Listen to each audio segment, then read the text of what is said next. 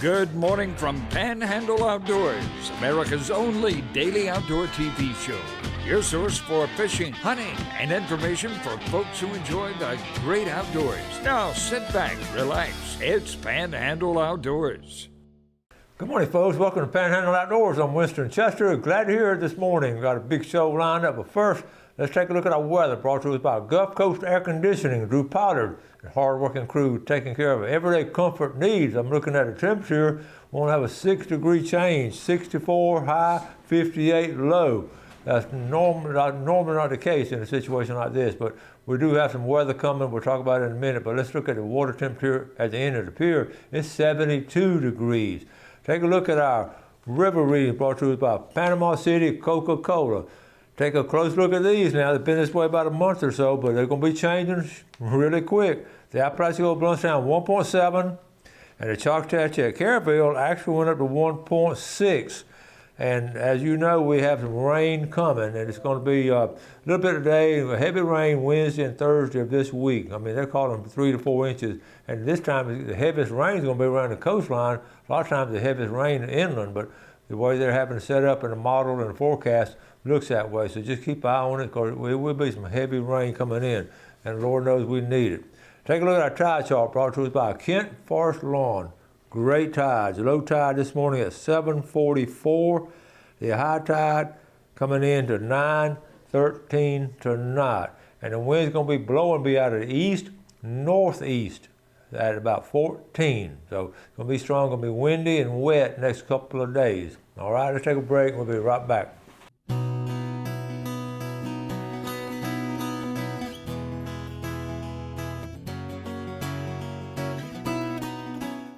Okay, welcome back, folks, and I'm on the phone. We called down there, Caraville, the Seacourt Marina. We have Captain Kim. We haven't been able to talk to her last week or two. She's had a big birthday and all, but she's back to work now. Good morning, Captain Kim. Good morning, Mr. Chester. It was a great week, yes. Oh, I bet you had a great time and all. I know. Well, what's been going on fishing-wise, and what do we have to look forward to coming into the Thanksgiving and Christmas coming up? So what's been going on? Well, we've got hunting coming up. I think it's next week, and so we're pretty well stocked up with the ammo and camo and orange vests and everything you're going to need to get out there and track some deer. Good. Mr. Beebe's been slaying the brim just up the river here from the office, so that's always good this time of year because it's a little too breezy to get out offshore. Yeah. But the freshwater fishing's been doing real good. Okay, what about the bay? How's the bay been looking around St. George Island? The bay's, not bad. The last few days have been really good. They actually were catching triggerfish and a little bit of the snapper last weekend. That went well. And finally had some decent weather for that. But we had 10 or 12 boats go out and actually got their limit, so that was good. That is really good. Well, yeah. Did you get much report from any kind of surf fishing around St. George Island anywhere? Or? Yeah, that's been doing pretty well too, but most of them are trout and redfish fishing the last few days. Anyway, the trout and redfish have been hitting real well just outside the mouth of the river here towards St. George. Well, Captain Kim, what have they been using for bait? For the trout and redfish, a lot of them use the old standby, the chunk mullet on a bobber. Of course, we got the new moon, so it the current will take it farther than you can cast. Uh-huh. That's always a popular item. And, of course, mirror lures, all the spoons we have, the favorites are the gold spoons. But it's pretty standard. Well, that sounds like a good report. It's certainly good to get back in touch with you and tell everybody down there we said hello, and we're going to get down there pretty soon and check on y'all. Sounds good. Y'all have a good Thanksgiving and hope to gobble up some turkey. Okay. All right, Captain. Thank you. Goodbye. You bet. Bye-bye. Always great getting a report from down around Caraville, and such a unique area and just a natural area. And speaking of, how about a picture from Caraville? How about this? Joe Mercurio. I haven't fished the Caraville River Bridge. Now, remember we talk about bridge fishing a lot? I haven't fished it, but I saw the water temperature went below 70, so I took the kayak out today. The bite was crazy good. I ended up with 9 redfish, 4 black drum, small sheephead, and juvenile mangrove. And Joe releases all his fish, but here's the catch right here. Is this not some fine fish? Isn't that a pretty color right there? When we talk about bridge fishing this time of year, folks, it's really, it's just really good in late fall. Look at that, that's a pretty redfish. Like I say, he released all these. All right, let's jump into, thank you, Joe. This is Susie Gibson down there at Howard Creek. This older gentleman at a dollar store in Clarksville, everybody knows where that is, he killed a snake on his hunting lease. Folks, we're talking about these big snakes. Remember, I've talked about them last month or two, how they're moving around this time of year, and they're dangerous if you have your dogs out, or if you're walking through the woods without snake boots on. That can be a fatal bite, honestly. Talking about bears, Charmaine Reeder posted this. So this is on her deer camera. And okay, up here, she's got to point it out. That's the tail lights of the truck. And you can't see her. She's walking back to the truck. And here's the bear in the trail camera. So she was out there, and that bear was close to her. That's sort of scary. Amy Clanton Smith out there at the beach. He works there at Arnold High School. Just a heads up, this guy is in the pond across from Walsingham. The school out there really near the soccer fields, and the pond isn't fenced in, so be careful. Look at here. And if you're walking a little dog around there, you've seen it. We've had video of it before, how something like that can just run out there and grab that dog and it'd be gone. So be careful out there. Okay, we have a game camera here. Wilbur Miller over here in Calhoun County, this last week, this is a piebald deer. That's a mixed color like that. Wilbur had him on camera, and then also, and this was at right at 2:44 p.m. and 92 degrees out there. And then, okay, here's the two does, and that's the mom. I mean, it's 2 yearlings with the mom, the doe right there to the right. Okay, check this out. They had them nursing they're still nursing on their mom. Isn't that something? All right, how about this one? Kenny Bostick from Lynn Haven. He said, Winston, my grandson Blake Bostick from Orlando, Florida, harvested this monster 8-point that field dressed 212 pounds. Nothing better than getting kids involved in the outdoors. Made a great shot at 100 yards. Please put it on your show. And Kenny's up there in Missouri at the old family farm, and gets his grandson up there. That is a nice buck right there. Here we go. Here's Kenny and Blake. Good picture right there. So that's some really, really cool pictures right there. All kind of stuff going on. All right, let's take a break. We'll be right back.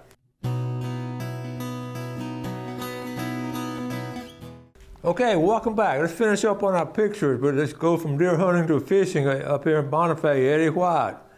Hey, Coach, we caught some good fish. We caught about 150. Look at them on the tailgate there.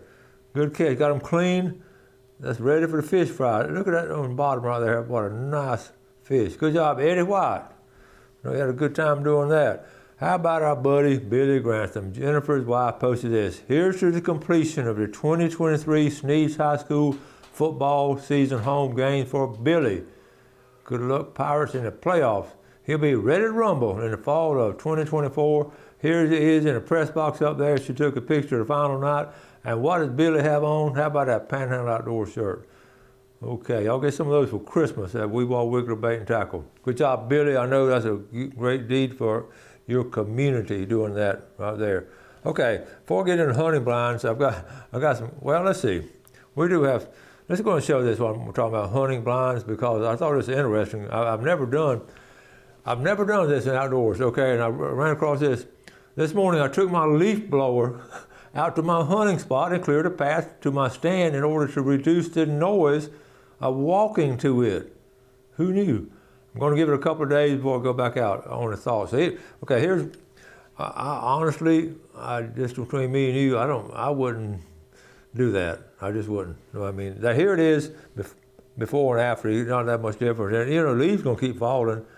And if you walk in early in the morning, so anyway, that's just interesting that people are going to take a leaf blower in the woods. I sort of thought a little humorous. And here are a couple of redneck, this guy said this is redneck truck cab stand, but anyway, I don't know how he lifted it up there, but it's a great location. I mean, down that power line. It looks up there, and it looks like up there in Tennessee.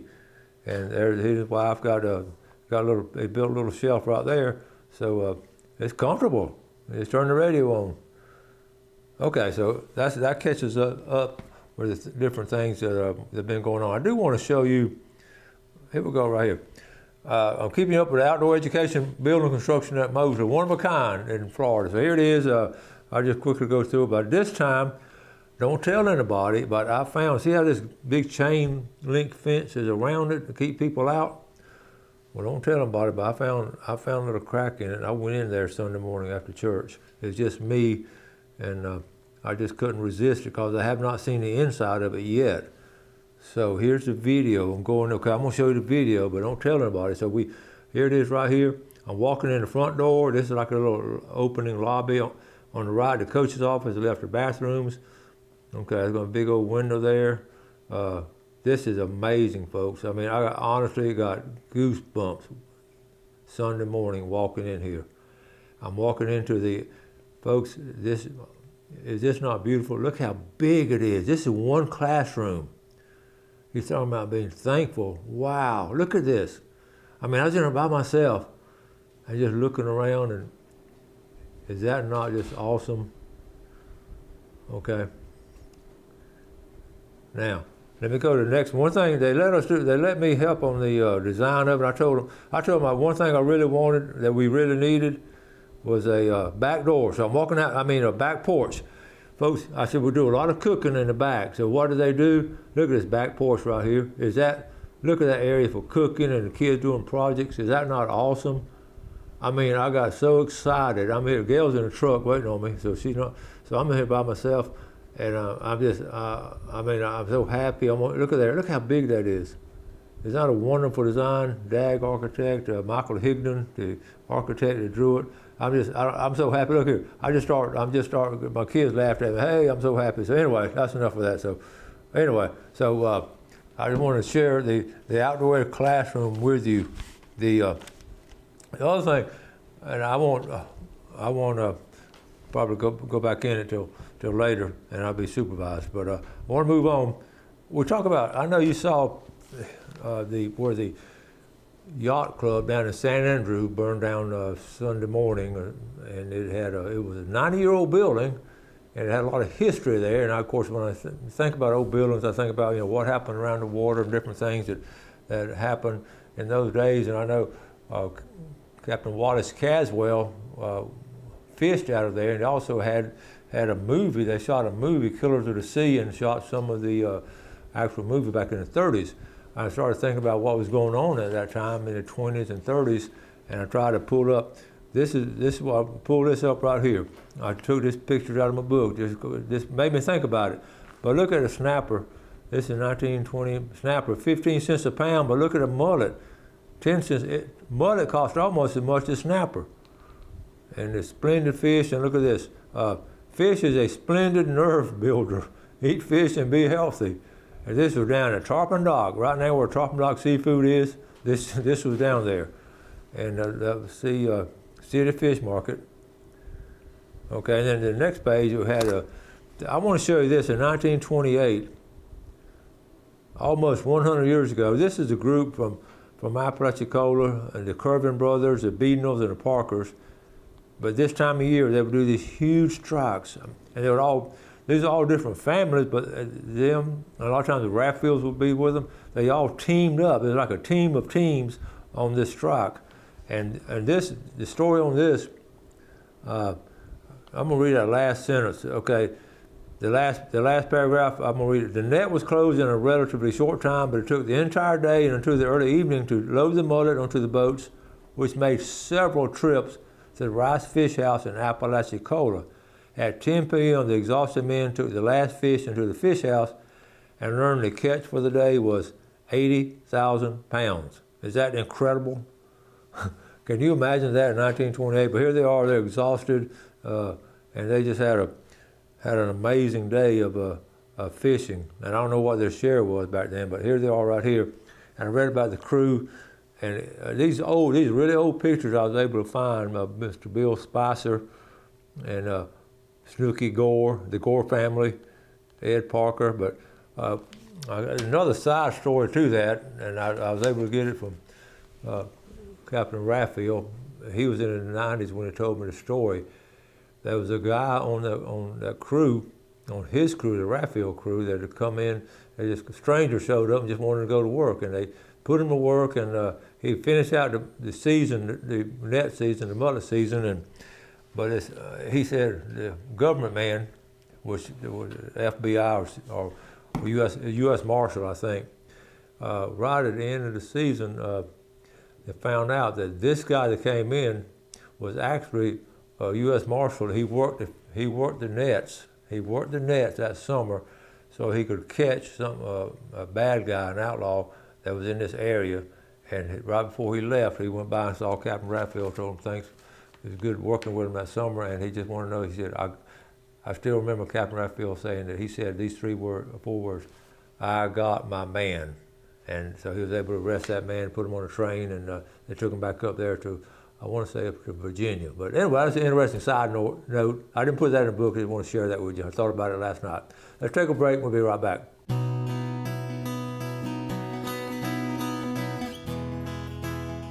Okay, welcome back. Let's take a look at our fishing game times today, brought to us by Blue Water Outriggers down in Port St. Joe. Our time, 11:35 to 1:35, right in the middle of the day. If you want to get some outdoor stuff done, probably need to put it in today, because the next couple of days it's going to be wet and windy.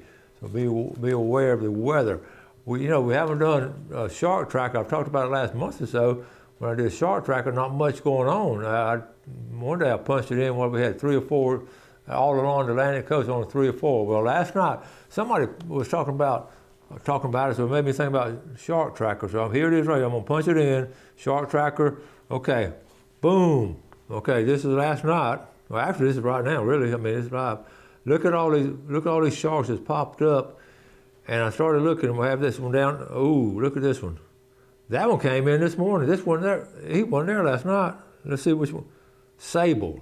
Oh my goodness. Sable's been here before, hasn't he? Show my track. Okay.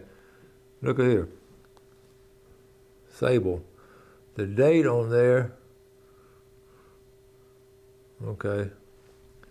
Oh, look at all the route it took. I'm gonna punch this in. He was here in January of last year. So see, he's coming back.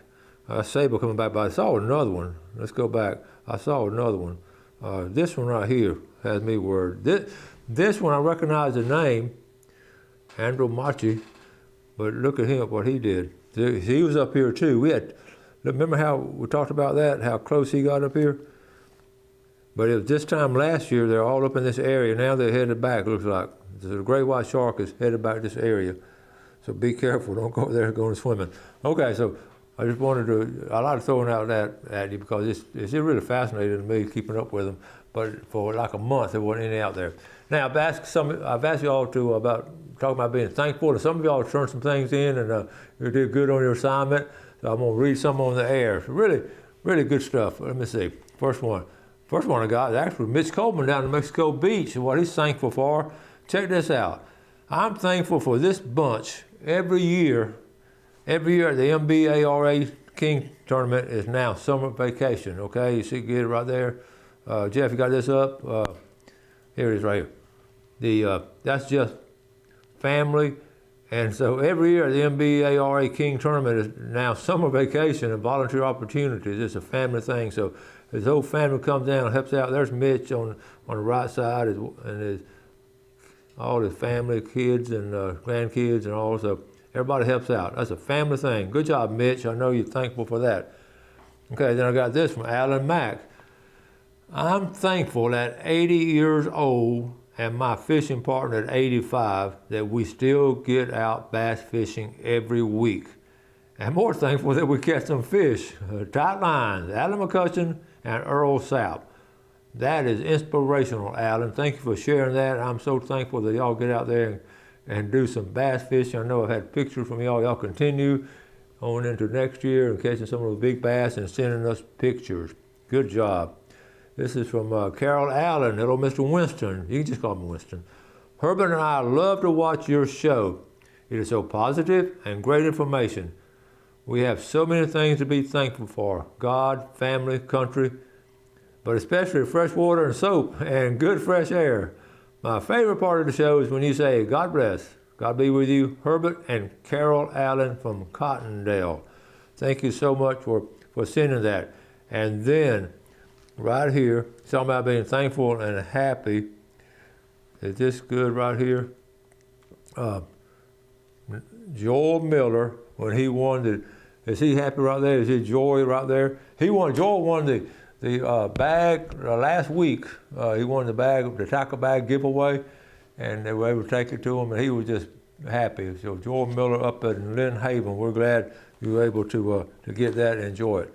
Now, we had I haven't had a chance to do this, but I'm going to go ahead and show y'all. We went up to the squirrel tournament, and we have some pictures of it. I didn't want to, here we are. I've got a video of the squirrel tournament coming up. Wilbur Miller rode up there with me. We had a great time. Well, we left Saturday morning, got back Saturday afternoon late, and wonderful time. I want to congratulate Pat Bryant and his crew, his whole folks up there on a very successful tournament. I'll show you a couple of pictures right here. The first place here is Camp Seclusion. They got that's a roadkill cafe. In the back of it, they got like a little cafe. It's sort of gas stove and everything. I was impressed with Camp Seclusion. But look at the prizes they had to give away. A lot of folks in the Panhandle community donated different things to them. And look at all, and everybody won something. A lot of kids stuff, rod and reels. Look at that, great stuff there. The meal was awesome, barbecue, and we had some squirrel and rice. And like I say, look at that. Back there we had the firewood.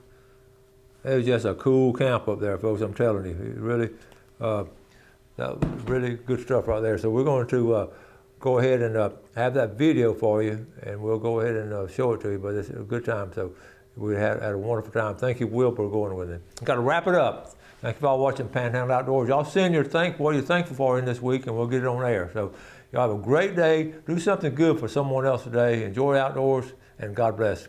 Thanks for watching America's only daily outdoor TV show, Panhandle Outdoors with Winston Chester, featuring hunting, fishing, and other activities and information to help you enjoy the great outdoors. Join us next time for Panhandle Outdoors.